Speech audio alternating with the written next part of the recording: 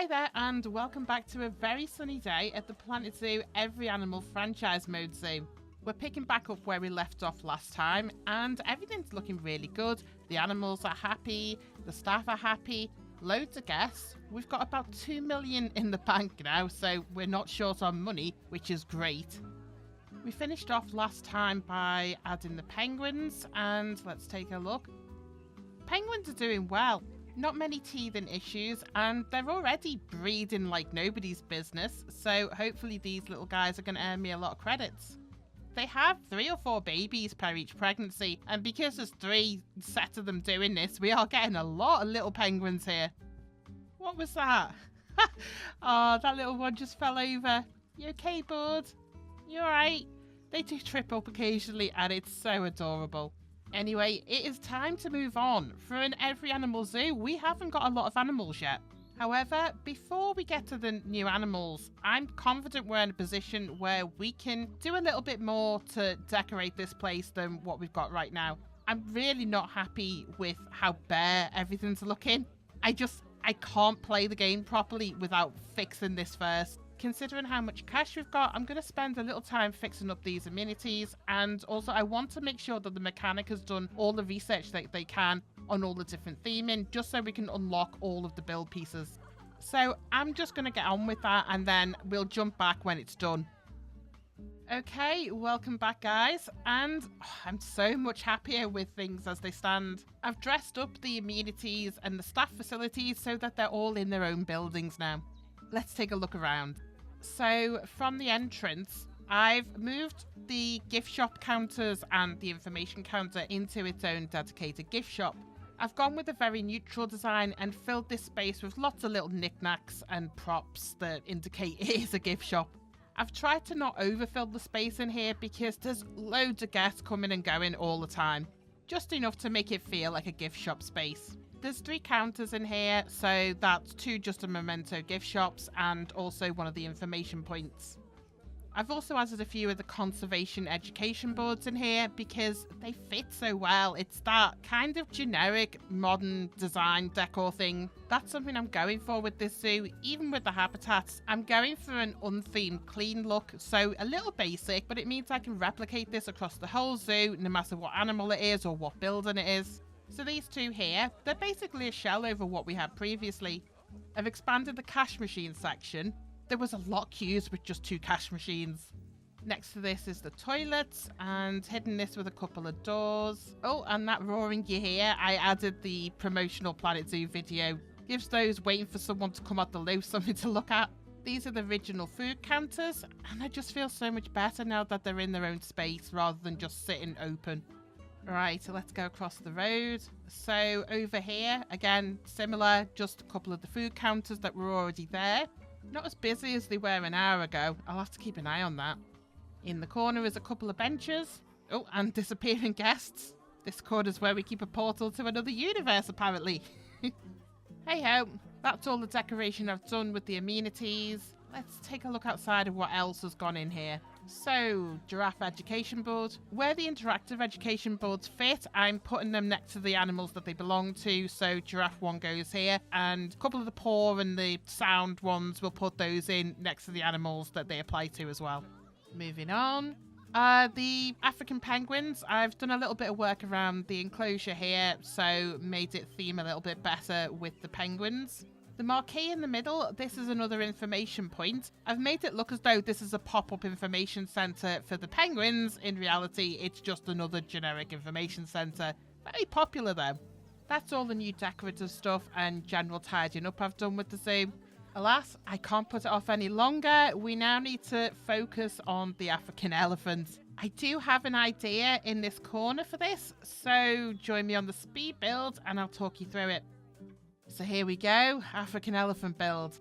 The elephants, they live with 1 male and 2 females, and considering there's so few of them, they need an awful lot of space. It's close to 4,000 meters squared, so if you do just a square box with that, your guests are not going to get great views unless you did a path over the habitat, and I don't quite like when there's paths over the habitat unless it's for a very specific reason. So for the elephants here, I'm going for a circular design. And this is something, I had this idea to do a circular elephant enclosure many years ago when I first started playing Planet Zoo. And I started to build it. Unfortunately, the problem was I built it as the first enclosure of a franchise zoo. And yeah, guess what happened there? I went bankrupt even before I'd finished building the path on the outside of it.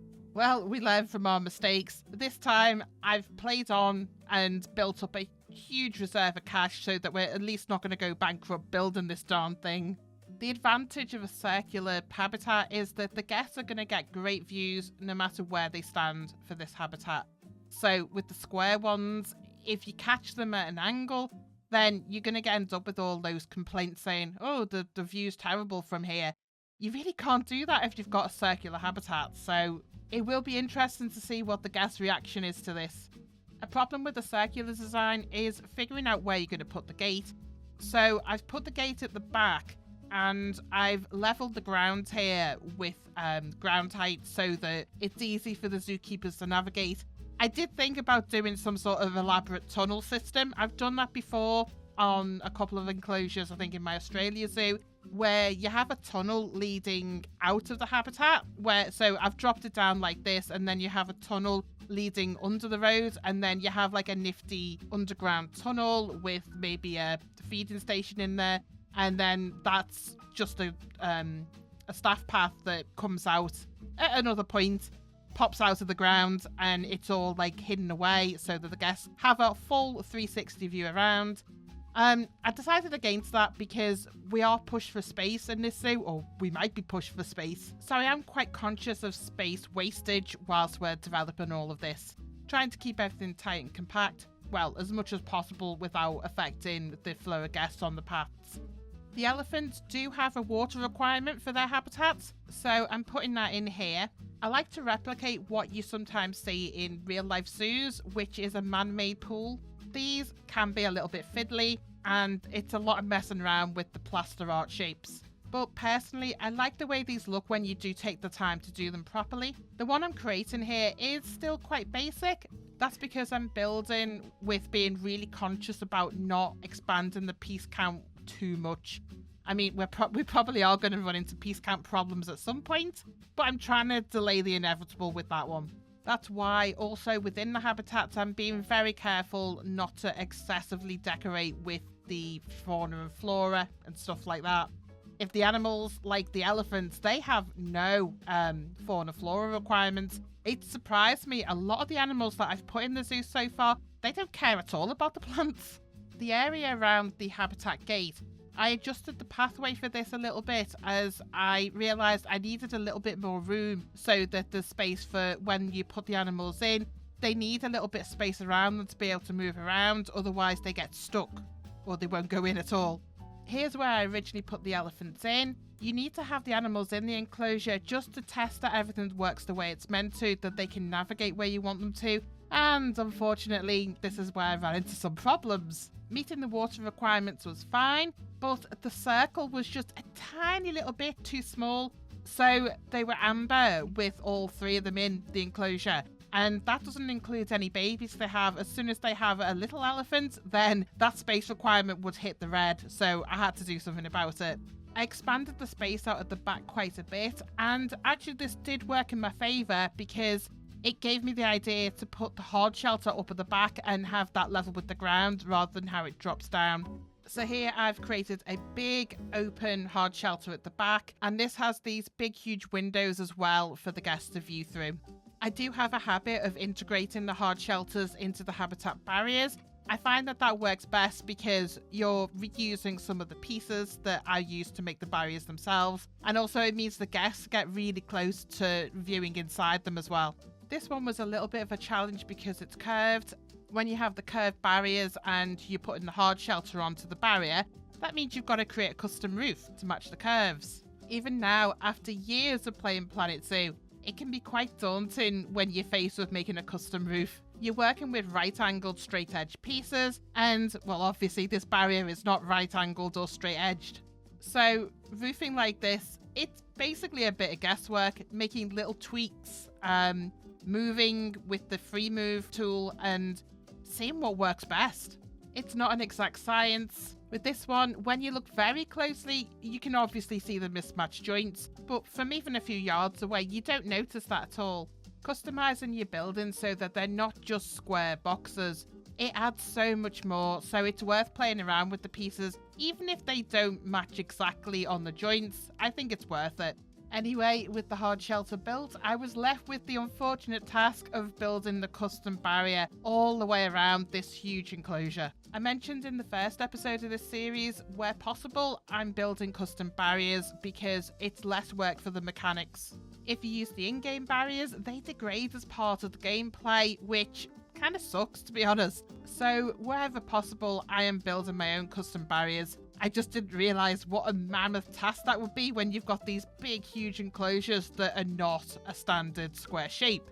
Of course, as far as the game's concerned, I didn't even need to put this in because I've got that drop down and this is a sunken habitat. The animals can't escape, so the game thinks everything's nice and secure. But again, you need that just a little bit of realism. So I took the time to put in a proper barrier and a proper retaining wall. And the end result, I'm quite pleased with this habitat. For its size, habitats like this can be quite cumbersome, end up looking a little too empty. But making this into a circular design and the little details around the edging and the hard shelter, I'm pleased with how it turned out, and apparently so are the guests. And the animals, of course. I'm loving how they can get up really close and personal here. We shouldn't be getting any complaints about a poor view. Let's see. What do you think? Yay, all green. I think they're very happy. The elephants themselves seem to be having a good time. Expanding out at the back added that little bit of extra space that we needed to get their statistics all good. Going for a little swim.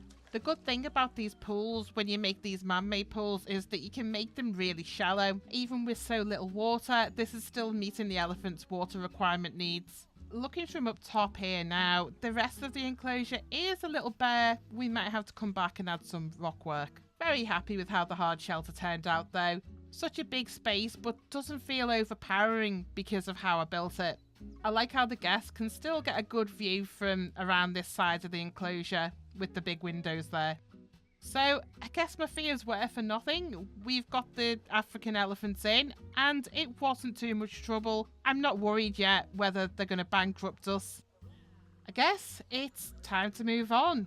Time to see what the next animal is going into the zoo. Let's take a look at the Zoopedia. What comes after African elephants? It's the wild dog. Yet another African animal. Got a lot of those. I think this should be an easier build than for the elephants. Cool. Righto, another speed build.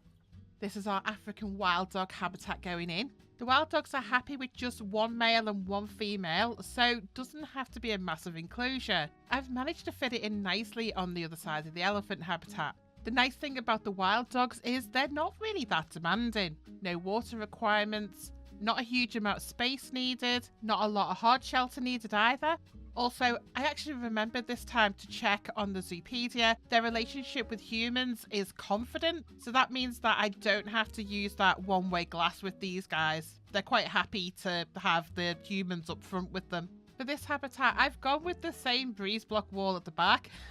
I think by this point, I'm probably going to use that breeze block wall as a backing for all of them. It's like my zoo got a wholesale deal on breeze blocks.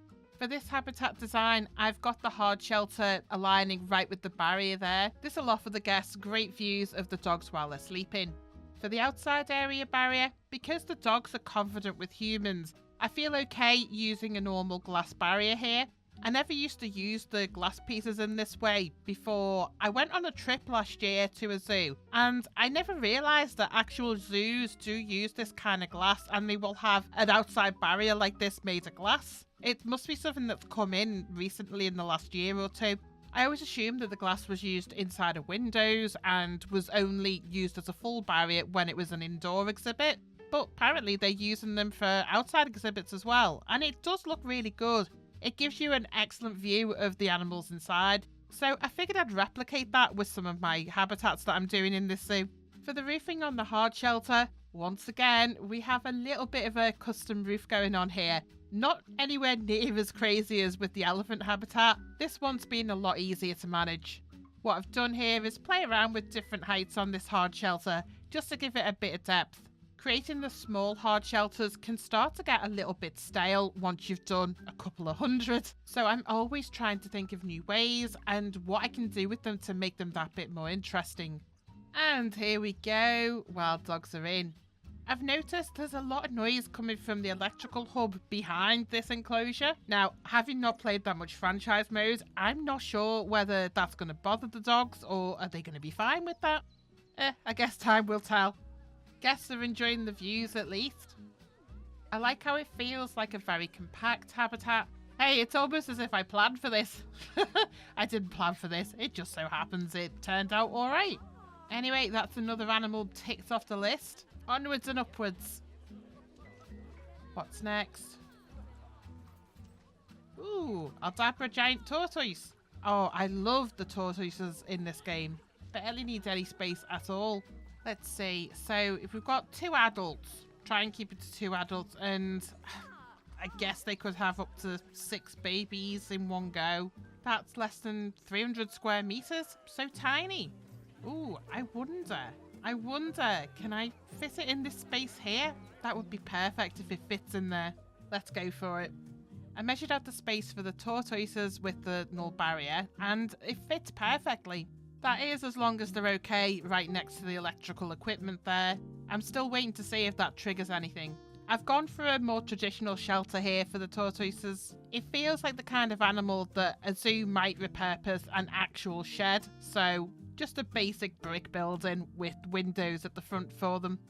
I've made habitats for the Aldabra tortoises before, and I know from that experience that these animals are incredibly shy and they get very stressed very quickly. Plus the fact that they don't go very quick, they walk extremely slowly, so when they do get stressed and they try to hide, it takes them forever to get to the hard shelter to hide away from the guests. So for this habitat in particular, it's very important that we're using that 2-way barrier so that they can't see the guests. For the outside fencing, I've gone with the glass again because this does mean that the guests can get right up close to the animals. For this type of habitat, it seems to work really well. I've gone a little bit different with this one though, and for the outside of the glass barrier, I'm using a different kind of wooden trim. Switching up the trims helps differentiate the designs without having to go too themed in the route that you take. Anyway, this was a really nice, small, self-contained habitat to make. I wish they were all like this. This is the tortoises sitting comfortably in their brand new home.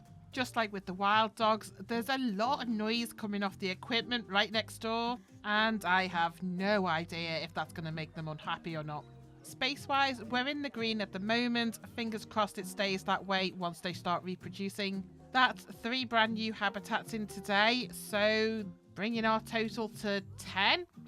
So still well over 100 to go.